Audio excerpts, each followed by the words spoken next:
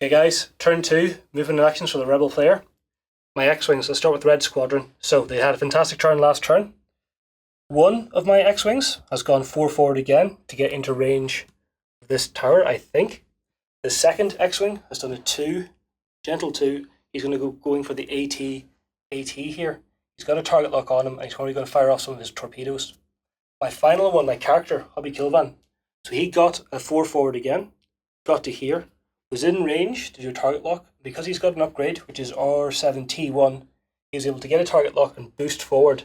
And I think I'm now inside his range too, so this turret can't even target me. Yeah, Killian's done something really sneaky. Really sneaky. Sneaky rebels.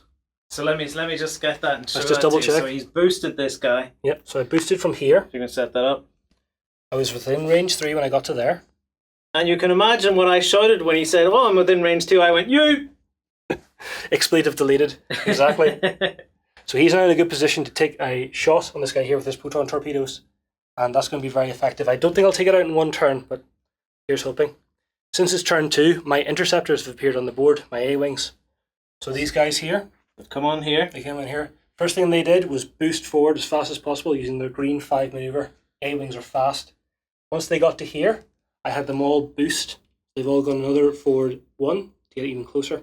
And these guys, I've given the upgrade. Is this why they're all stressed? Yep, well they get stressed because they're pushing the limit. So it's an upgrade card, lets them do 2 actions on a turn. After they do the second action though, they get stressed. So I've had one of them evade, one focus, and then the lead pilot is Jake. After he does a focus, he gets a free boost. So he did that, and he's taken an evade as well. So this guy's set up to avoid anything coming in his direction. So you're coming straight in towards this turbo laser? Straight in towards the turbo laser, Barrel but I in might towards it. swing around here to take out any fighters that come in this direction. Oh, so you've left yourself options here. Yep. That's cool, so you can go that way or this way. Or this way. A-Wings, very maneuverable, so they can choose which direction they're going to go now. Lastly, on the Gold Squadron. So Gold Squadron last turn, because they did their 4 forward, got stressed. We need to get rid of that stress so they can do actions. So they all did forward 2s, which are green maneuvers. That allowed them to get rid of the stress and take actions. Which is really important because you need that to be able to target lock to fire torpedoes. Yeah. So I had Hornton in the lead, take a target lock. We're allowing target locks at range 5 for the advanced proton torpedoes. So you actually have this in range, Yep. this turret. This turret's now within range 5. So he's taking a target lock on that. Yeah, so it's an important note there. We have 2 types of torpedoes on... Yep, we've got the regular proton torpedoes and we've got the advanced proton torpedoes. The regular torpedoes are range 3. Regular torpedoes We are didn't range mess 3. with them. The advanced torpedoes are normally range 1. We've upped them to range 5. Yeah. So we kind of like twisted them the exact opposite of what they are. This isn't the exact opposite, but they do a lot of damage. They're very effective. So Horton has got a target lock on this turret. Yeah. And he's probably going to try and fire off to try and get that out of the way this turn. His 2 backup pilots in Gold Squadron. Yeah. One of them got to here. Let's see. He couldn't really do too much. He's out of range to target lock or anything, so he should have a focus token. So this is the only one that got in target lock Yeah, range. That's the only one who got in target lock range. The other pilot here is also outside of target lock range. What was his action then? His focus is just fallen under the tree there. Where is it on? Under there, I think. I'll get it back in a There's second. no focus. Don't worry about it. We've lost the focus! We've lost focus! It's probably fallen off the table. And then the other pilot, he is also doing a focus as well. Now, interesting about Horton is his special ability. As soon as he gets a target lock, he can give a friendly pilot a range 1 or 2 another target lock.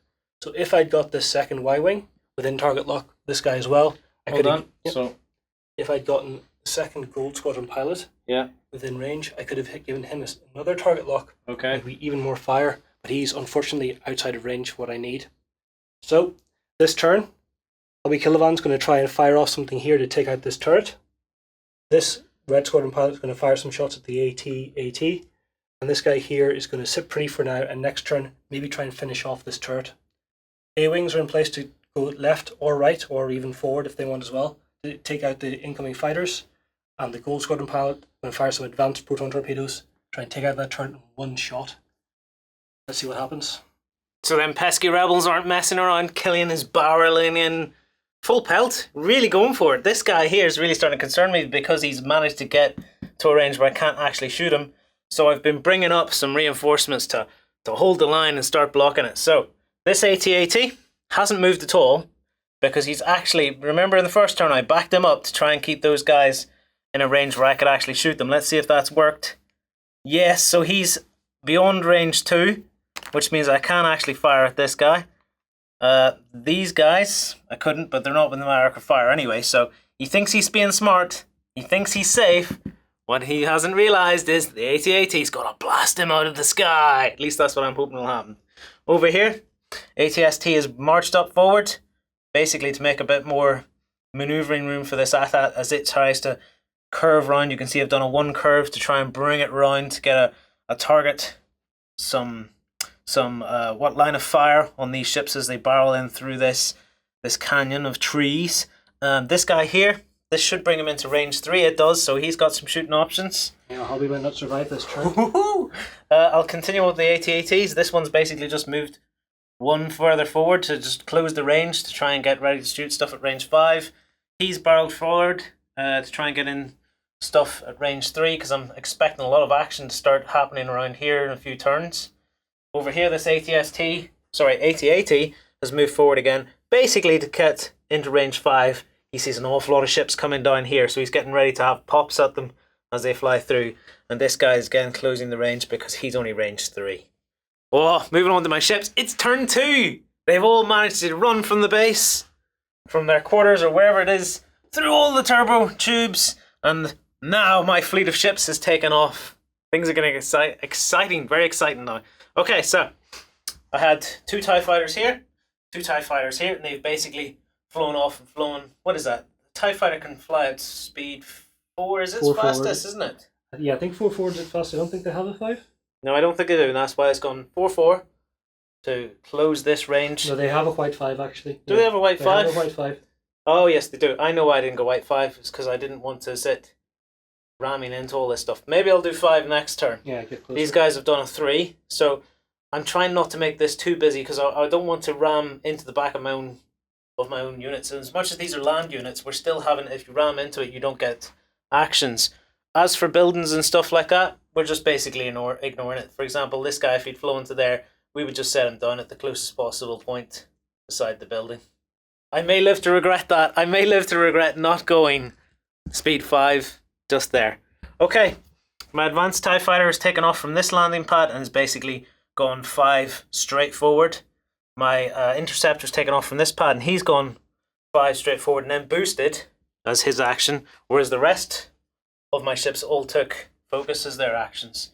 He's the exception. He boosted because I'm trying to get him further away from this guy so I can use a special rule. Yep, What's his special rule? His ability is Lone Wolf, which means if he's not within range 1 or 2 of a friendly ship, he gets to reroll 1 green dice or 1 red dice on the attack of the defense. Oh, yes! So it comes up blank. And it's very effective. All right. Now, obviously, the turbo lasers don't move. Yep. So basically, that sums up all the movement and all the actions. It's time to get on and start shooting stuff, and then we'll be back to see who's got blown out of the sky and who's cruising through.